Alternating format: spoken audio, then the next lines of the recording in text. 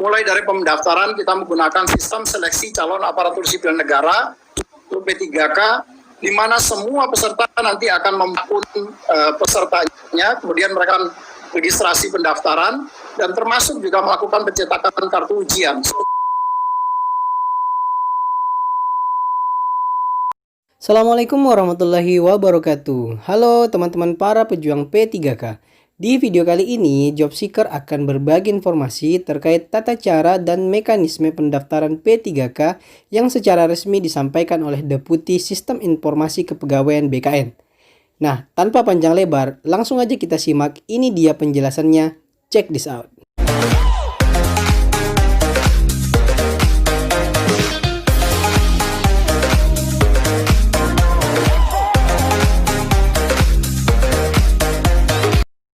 Pelaksanaan seleksi P3K guru atau pegawai pemerintah dengan perjanjian kerja untuk formasi jabatan guru, pada dasarnya prinsip pelaksanaannya, terutama di dalam konteks pelaksanaan seleksi, akan dilaksanakan secara transparan, akuntabel, efektif, efisien, dan terintegrasi.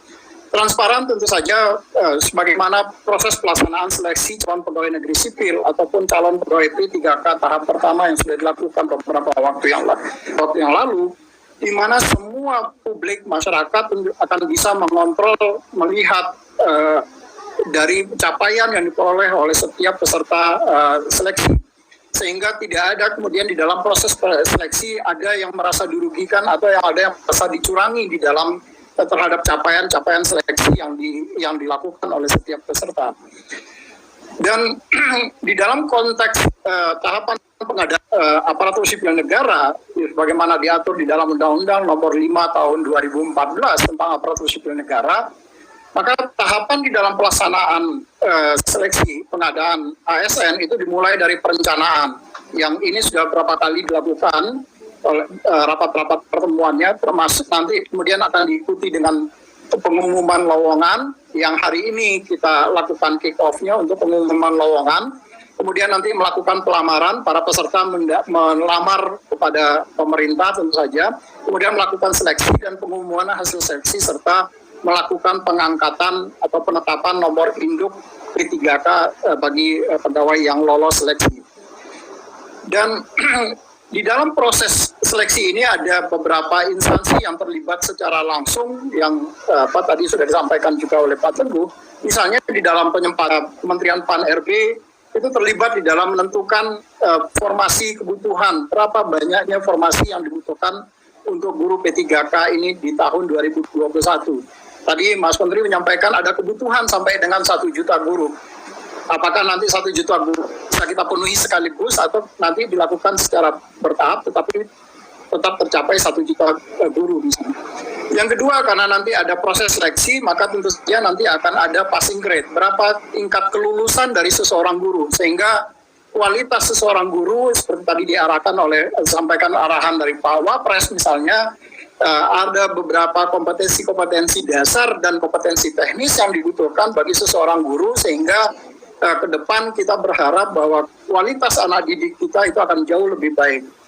Nah, dari sisi BKN tentu saja kami di dalam konteks pendaftaran, semua proses yang dilakukan oleh BKN mulai dari pendaftaran itu sudah menggunakan teknologi informasi. Kita mulai dari pendaftaran kita menggunakan sistem seleksi calon aparatur sipil negara untuk P3K, di mana semua peserta nanti akan membangun pesertanya, kemudian mereka registrasi pendaftaran, dan termasuk juga melakukan pencetakan kartu ujian. Semua dilakukan by system.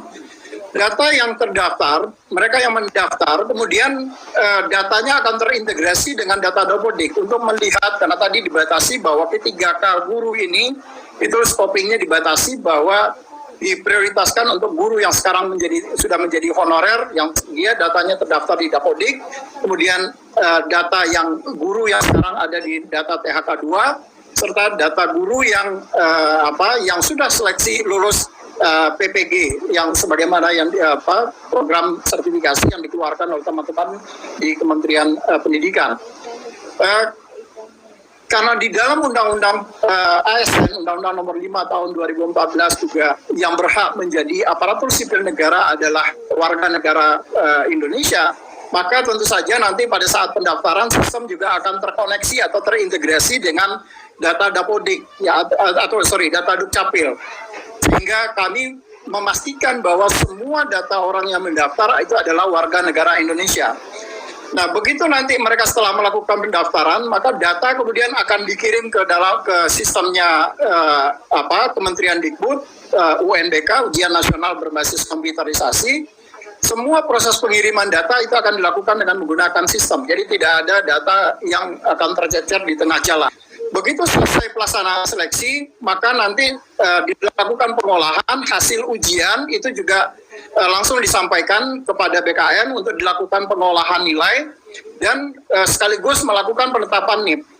Nah, di BKN sekarang ini kita tidak lagi melakukan mencetak dengan menggunakan kertas, tetapi semua termasuk penandatanganan untuk siapa saja yang lulus sudah menggunakan tanda tangan digital yang sebelumnya dikoordinasikan oleh teman-teman di Badan Cyber dan Sandi Negara. Dalam konteks penetapan nomor induk pegawai PTA nanti itu juga dengan menggunakan sistem informasi aparatur sipil negara. Jadi BKN termasuk nanti ke depan untuk melakukan unggah dokumen persyaratan yang dibutuhkan untuk pengangkatan seseorang menjadi calon pegawai negeri sipil ataupun calon pegawai P3K itu sudah menggunakan sistem secara keseluruhan. Oke teman-teman, itu dia penjelasan dari Deputi Sistem Informasi BKN Bapak Suharmen terkait tata cara dan mekanisme pendaftaran P3K tahun ini.